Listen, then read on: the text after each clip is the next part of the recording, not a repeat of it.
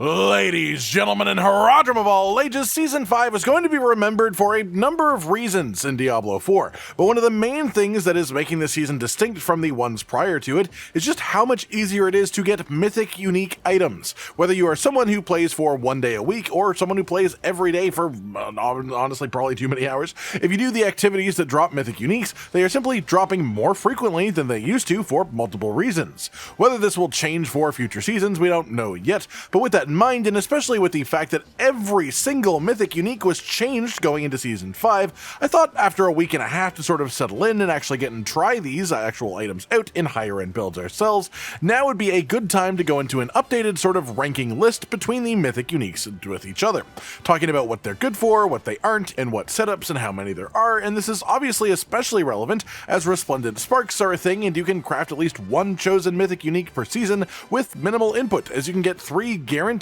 resplendent sparks for free, even outside of salvaging the other mythic uniques. That said, we will go from worst to best between them, and then probably just talk a little bit about the state of mythic uniques as a whole at the end. In last place then, the Melted Heart of Selig. There is just no build right now really that makes space for this item because it just doesn't make enough sense to do so. It can have some use if you happen to find it while like leveling or setting a build up and you need some on-the-spot tankiness, but if you want survivability, there are simply more potent mythic uniques than this one, and ones that don't take your amulet slot, which is your second most valuable place for legendary aspects due to it giving them a 50% effectiveness boost. So even after the changes, this one has felt more than a little bit left behind. Where every other mythic unique now has at least some effective endgame niche at minimum, this one at the very least has not yet found a niche if, well, one actually exists in Season 5. Then we have in 7th place, Ahavarion the Spear of Lycander, which is a staff, and the fact that it's named that still makes me chuckle as a result. The effect itself is exactly the same as it was before, which is somewhat limiting,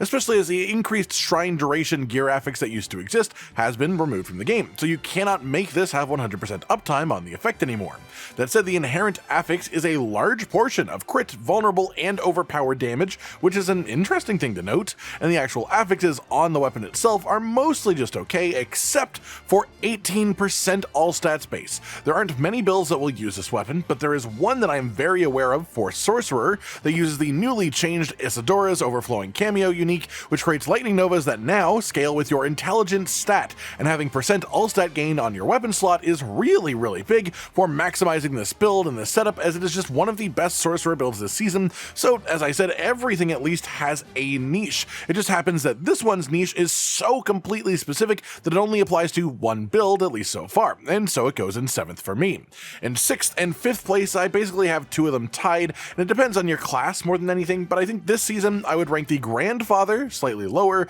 so we'll call that 6th. In prior seasons, this would be blasphemy to say, honestly. 100% multiplier on crit damage is crazy. A pile of all stats, a pile of maximum life, maximum resource, and a gigantic, just overall flat damage increase affix, which is pretty neat too. This is still very strong, but for the most part, this is only being utilized by Barbarians, not even in every build though, but in some of them, and this is just because they have so many weapon slots that losing 1/4 this isn't really much of a negative at all, and it is a part of multiple of Barb's best builds, which is why I think it should get this slot at the very least. Above this, but nearly tied then, I've got Doombringer, which mostly exists as a survivability increasing mythic unique due to the massive percent maximum life gain affix and the damage reduction affix too. The max life gain affix though can have a greater affix applied to it. This can be hit by your masterworking procs too, all 3 of them, and you can easily have this more than 50% maximum life just from this affix alone. Not to mention it still does have a damage effect on the unique effect itself. It has all stats and just a base flat damage increase inherent affix too,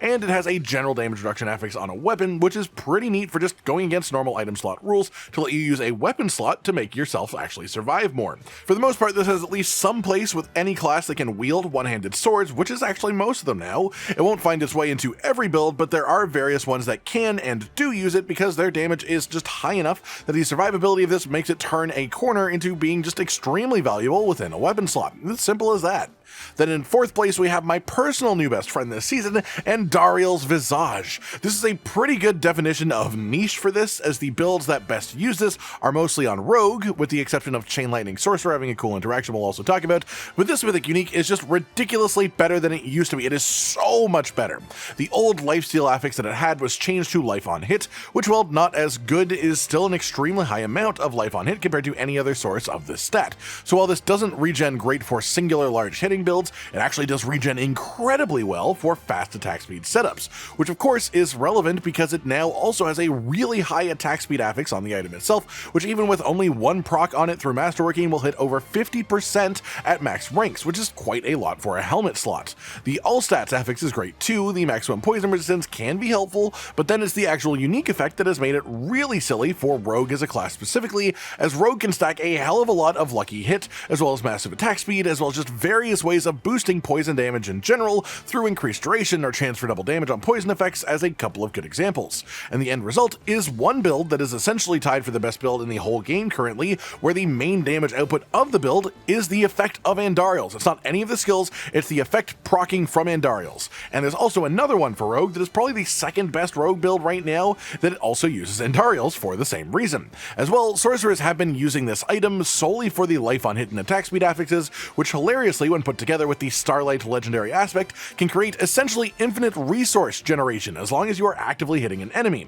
This one is extremely strong where it is used, and it is just unbelievably important for the builds that do take advantage of it, but it is also undeniably more niche than the ones that will follow it on the list. In third place then, the Harlequin Crest, and this has generally, before this, been considered the be-all end-all of Mythic uniques for ages, and it got even better, so how is it in third, right? Well, the only reason I have this here is because out of the 3 best builds in the game this season, one of them uses this, one of them uses Andariel's in the helmet slot, and one uses a class-specific unique helmet, whereas the other 2 are in pretty much all of the best builds. So with that in mind, I just couldn't justify putting this one higher, though it must be said that this helmet can apply to the vast majority of builds in the game, which is part of why it sits where it does. This season it has gained an insane amount of cooldown reduction, which again can be rolled as a greater affix or gain masterworking procs as well. It has a high armor roll on it too, which can be most of what people need to actually reach armor cap on top of the innate affixes from gear. It has a high maximum life roll, which is great too, and this all comes on top of the same old effect of 20% damage reduction just flat out,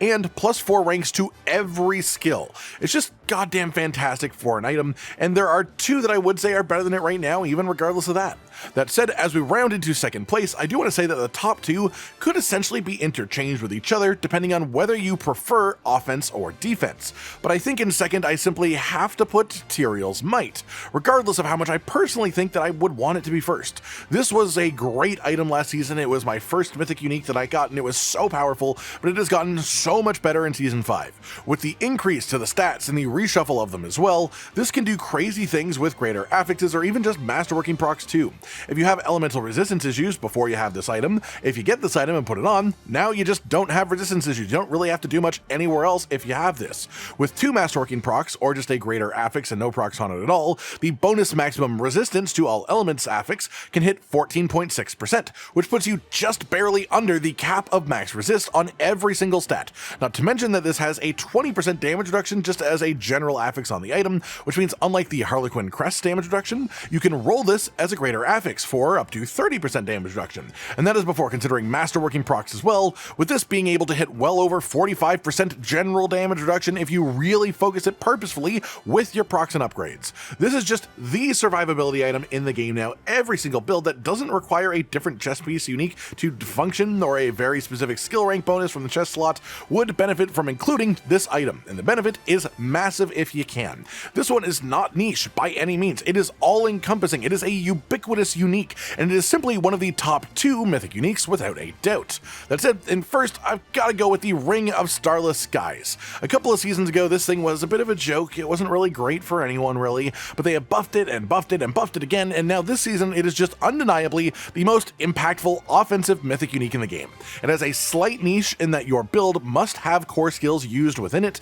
but it doesn't even require the core skills to be your main damage source, because while the unique effect stacks require usage of core skills, or at least just spending resource to be able to proc, the effect that you get is all damage increased, which makes this apply to a hell of a lot of different builds as a result too. On top of the up to 50% increased damage and lowered resource cost, the affixes have changed to become really solid as well, a really high amount of attack speed for a ring, same with crit chance and lucky hit chance, and then +2 to all core skills on a ring too. And again, any and all of these can be greater affixes or get the procs while masterworking to increase them, depending on what your build wants the most. Essentially, if you have a core skill in your build, this item will make you do up to 50% more damage than you were before. And even builds that actually scale off of resource spent that actually like having higher resource costs would generally rather use this in combination with something like the Crown of Lucian to actually even it out, rather than not use Starless Skies and use one of the Mythic Helms instead. So that says a lot about its placement of this item for me personally, and tells me that it is just the most useful of these options.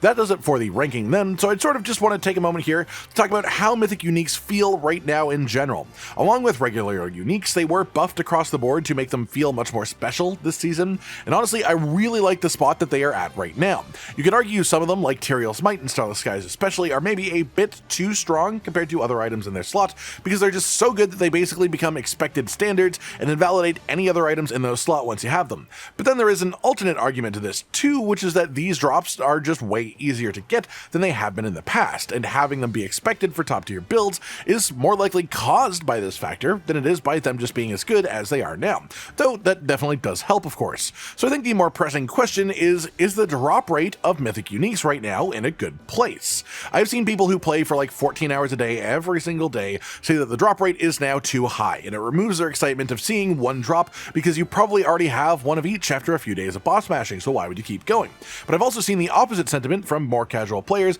that it is disheartening to hear so many people talk about how the game is raining down Mythic Uniques now when they've done like 10 or 20 bosses and not had one drop yet. The thing is, at the end of the day, it is all RNG, it's randomness, and that's why the people who play more have more, because RNG will always even out to expected ratios when you get to higher and higher sample sizes. 7.5% chance to drop a Mythic Unique from a Torment ladder boss kill doesn't mean that you are guaranteed to get one of these items every time you do 14 Torment ladder bosses, but it does mean if you were to do, let's say, 100 Torment ladder bosses, you would be pretty likely to have 7 or 8 Mythic Uniques. Not guaranteed, but quite likely. And with Stygian stones now being required less for each Torment summon, and also being much easier to farm than before, coming actually pretty frequently from the chests at the end of tier 7 and 8 infernal hordes, not to mention the ability to use any Torment ladder boss summon materials to drop Mythic Uniques rather than just Duriel and Andariel, and then also the ability to resummon these bosses after killing them without even needing to reset the dungeon.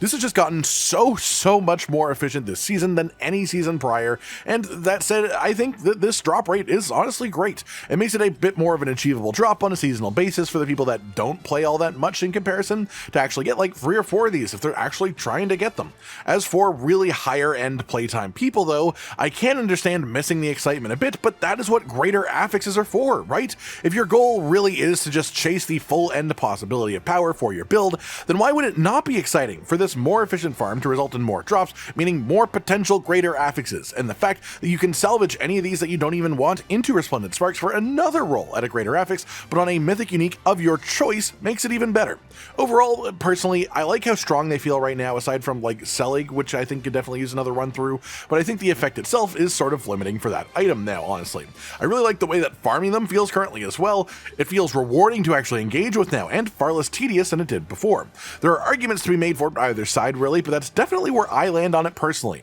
That said, feel free to leave your own feelings about any of this in the comments down below. I hope you've enjoyed this then, just an updated ranking of the Mythic Uniques post changes, and a discussion about how they feel in the overall state of the game at the moment. Like if you liked the video, subscribe to the notification bell for more, and most importantly, ladies and gentlemen, until next time, stay sweet. Josh, Cotton, and Hollow with the videos, dropping the humor like a hammer on your tippy toes, bringing entertainment on a daily arrangement to take our insanity and turn it into entertainment. Yes, I said entertainment twice, to reiterate that it is nice to look into your faces on a mostly daily basis when you let us in your homes to make the whole world a stage. Goodbye.